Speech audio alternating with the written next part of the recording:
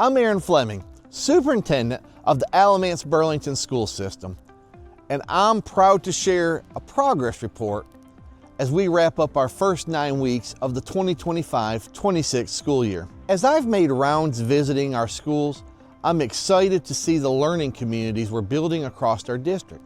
As we conclude our first quarter, I want to share some insights directly from our school leaders about the impactful work happening every day.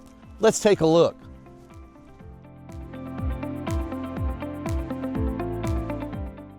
My name is Curry Bryan, and I'm the principal of Williams High School. A group of high school principals got together to talk about how we were going to implement the new legislation in North Carolina which prohibited cell phone use in the classroom.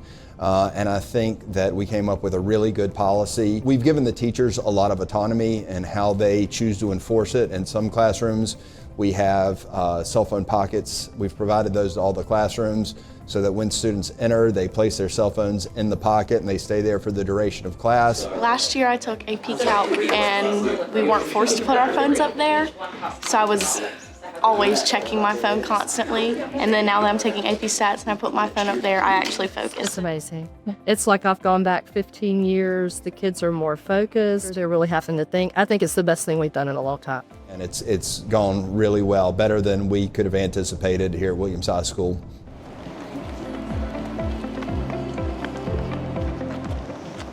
I'm Sarah Rickman. I'm the principal at Smith Elementary School. The first 9 weeks of school, we really focus on building strong relationships through our Capturing Kids' Hearts program. We believe that if we have a child's heart, then we have their mind, and this sets us up in our community with our staff and our teachers and our students and our parents for connections, and we believe that those connections ultimately lead to meaningful learning and consistent growth. We start every morning greeting them at the door each day with a smile on our faces, and they're excited. They come, smiles and walking down the hallway to greet us too, because they know that that's what they're going to see when they walk in. Communicating with families a lot, meeting families too, and just building those relationships, not just even with the students, but with their family as well. And there's research behind it too that says that you've got to have, their heart before they're really ready to learn. Relationships are the most important thing to me. Building connections with students is our first step. And I do that as the counselor, but it's so great to be at a school where that is the foundation for every staff member. We're all focused on building those relationships and connections with each other, and I see the difference that makes. It's really great when we have students that start at Smith. We have other students that have been here that can guide them in the Capturing Kids' Hearts process.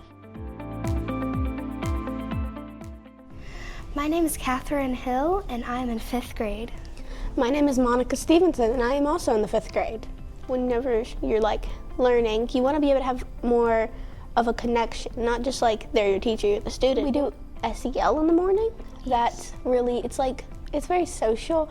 We can tell, we raise our hands and we get to tell good things about personal life, or if something good happens at our school, or if we get a good grade, we can share that. So the school has a lot of options and opportunities.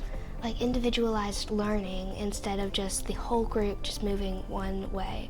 There's some people that are a little bit behind and they can go out of the classroom and learn what they need to learn. There's some people who are more ahead and they learn what they need to learn. How the repetition of the initial sound makes the name of the business memorable. I'm Nicole Lancaster, proud principal of Broadview Middle School.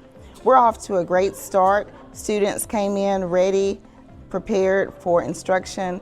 Our teachers are meeting in PLCs and looking at data and using that to drive instruction. We're looking at attendance data as well as curriculum and social emotional. When teachers meet in PLCs, they gather data from common formative assessments, and they use that data to drive instruction with research-based practices. Or drama interact, how the setting will shape the characters or the plot. So each week or each couple of weeks we focus on one standard, and that one standard we pull in short stories, we'll pull in informational text, we'll pull in some writing, all to make it come together. And so we go to another standard. But if students are not understanding the previous standard, we'll spiral in that previous standard to make sure that they're getting what they need. We're really focusing on writing to build the thinking, the critical thinking, and then pulling in reading assignments that are of interest to them. And right now in math, we are learning, we just started a new standard on functions, and we're taking notes on that right now. In science, we are doing the periodic table and different elements, and we're learning the structure of an atom. Like when students aren't doing as well academically, like to the level where they should, the teachers work together and they have meetings and stuff so that they can try to get us to the point that we're supposed to be. I appreciate all my teachers and the way they're helping us, and I see that I'm growing in my education here.